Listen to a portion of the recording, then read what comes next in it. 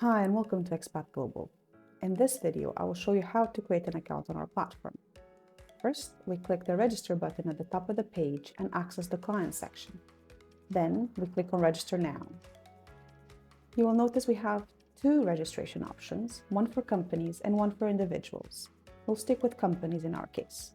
On this first registration step, we need your company name and some information about you as the main account holder, such as your name, email and password which you will use to log in later, job title, and a contact phone number. You will also have to accept our terms and conditions. On the second and final step, we'll need some details about your company, such as country of incorporation, registered address, company size, and tax ID. Don't forget to confirm your email address, and we will notify you as soon as our onboarding team has activated your account.